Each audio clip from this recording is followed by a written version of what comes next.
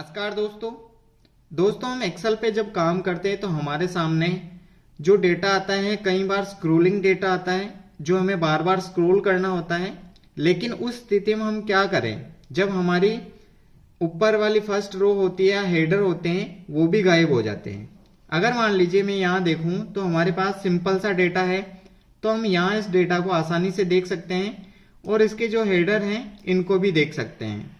लेकिन अगर हमारे पास मान लीजिए इस तरीके का डेटा है और हमें नीचे स्क्रॉल करना है तो हमारी जो हेडर्स हैं वो सारे गायब हो गए।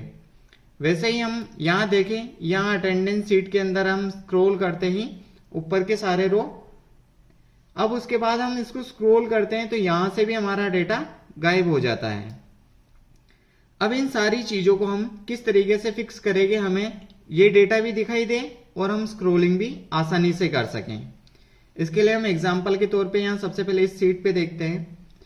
तो यहाँ आपको क्या करना है, जैसे मान लीजिए फ्रीज पेन पे जाने के लिए आपको सबसे पहले व्यू टैब पे जाना है, उसके बाद आपको विंडो के अंदर फ्रीज पेन पे क्लिक करना है। जैसे ही फ्रीज पेन पे क्लिक करते हैं तो हमें तीन ऑप्शन मिलते हैं।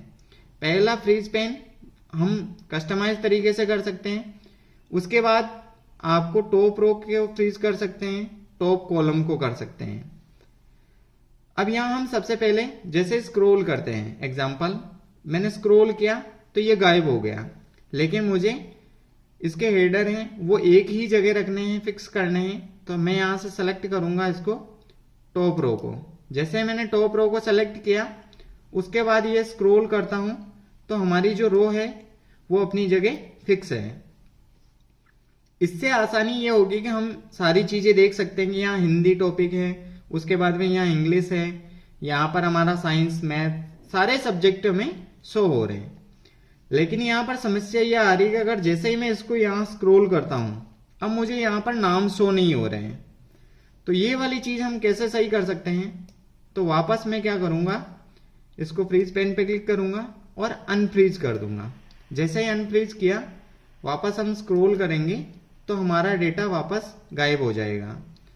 लेकिन यहां पर हम क्या करेंगे, फ्रीज पेन पे क्लिक करेंगे और फर्स्ट कॉलम को क्लिक करेंगे। जैसे ही हमने सेलेक्ट किया तो अब यहां पर आपको दिख रही होगी एक अलग से लाइन आ गई। इसका मतलब हमारा जो ए कॉलम है ये पूरा का पूरा फ्रीज हो गया है।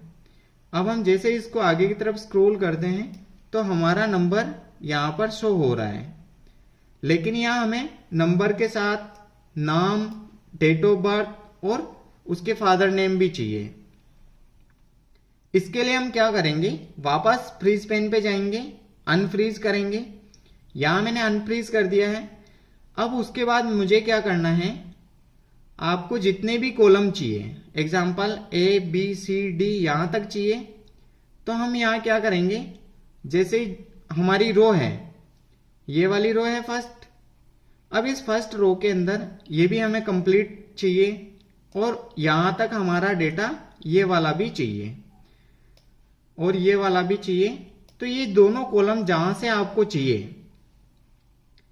डी तक चाहिए, तो आपको ई वाले कॉलम के अंदर आना है और ई वाले कॉलम में अगर आपको फर्स्ट वाली रो को ही सेट रखना है तो आप जस्ट नीचे वाले पे क्लिक करें और उसके बाद यहां से फ्रीज पेन कर दें।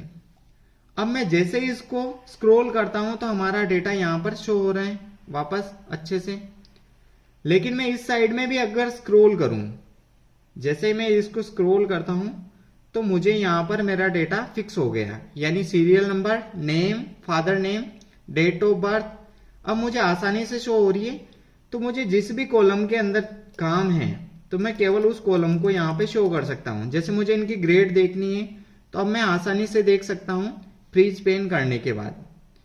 अगर मुझे इसको स्क्रॉल करना है और तो मैं यहाँ से स्क्रॉल कर दूंगा, रिजल्ट भी देख पा रहा हूँ।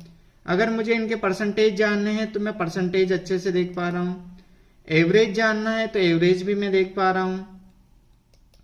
उसके बाद मैक्सिमम, मिनिमम, इनके ऑप्टेन नंबर, कौन से सब्जेक्ट में मुझे नंबर चेक करने हैं तो देख सकता हूँ।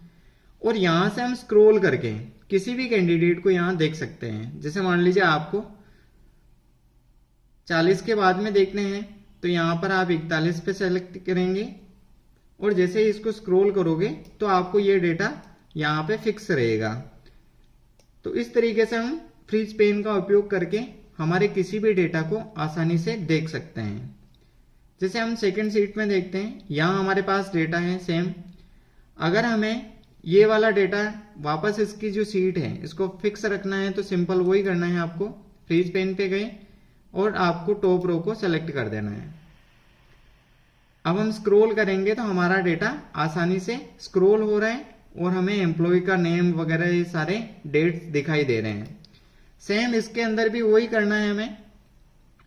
आपको एम्प्लॉय कोड, नेम और डेजिग्नेशन रखनी है, लेकिन ये वाली भी चीजें रखनी है। तो आपको यहां तक तो हमें टोटली ही फ्रीज रखना है, लेकिन इस वाले कॉलम को सेलेक्ट करेंगे और अगर हमें ऊपर वाली कॉलम को भी फिक्स रखना है तो हम सेकंड वाले को सेलेक्ट करेंगे और यहां पे इसको अभी अनफ्रीज कर देते हैं। अब यहां से मैं सेकंड वाले को सेलेक्ट करूंगा क्योंकि मुझे क्या करना है, यहां से लेकर यहां तक फ्रीज रखना है और ऊपर वाली फर्स्ट रो फ्रीज रखनी है। तो मैं फर्स्ट यहां पे क्लिक कर लूंगा और यहां से फ्रीज कर दूंगा। अब जैसे मैं स्क्रॉल कर रहा हूं तो आसानी से स्क्रॉल हो रहा है सारा डेटा। और यहां पर मैं जैसे इसको सेलेक्ट करता हूं स्क्रॉल करने के लिए, यहां से हमारी जिस भी डेट का हमें डेटा चाहिए तो हम यहां से सेलेक्ट कर सकते हैं। अब यहाँ एम्प्लॉय के कोड आ रहे हैं, एम्प्लॉय का नेम आ रहा है और डेजिग्नेशन आ रही है। तो इस तरीके से आपको जहां पे भी चाहिए वहां आप फ्रीज पेन कर सकते हैं। एग्जाम्पल, जैसे मान लीजिए आपको 10 तारीख के बाद का डेटा देखना है और 10 तारीख तक फ्रीज रखना है, तो यहां अनफ्रीज करो। अब आपको टोटल यहां से लेकर यहां तक सेलेक्ट करना है, यानी हम एन यहां पे आ गए और यहां पर हम सेकंड वाले को सेलेक्ट करेंगे और फ्रीज कर देंगे। यहां मैंने जैसे ही फ्रीज किया, अब मैं स्क्रॉल करूंगा तो सिर्फ डेटा मेरा यहां से ही आगे जा रहा है, क्योंकि मैंने ऑलरेडी क्या किया, यहां तक 10 तारीख तक इस डेटा को फ्रीज कर दिया है। तो आप अपनी इच्छा अनुसार या जो डॉक्यूमेंट है उस डॉक्यूमेंट के अकॉर्डिंग आप अपने फ्रीज को सेट कर सकते हैं।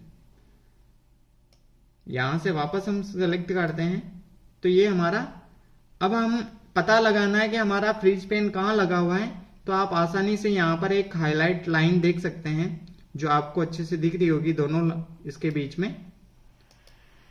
और वापस अगर आपको हटानी है तो यहां से आप इसको अनफ्रीज कर सकते हैं। आई होप आपको फ्रीज पेन अच्छे से समझ में आ गया होगा।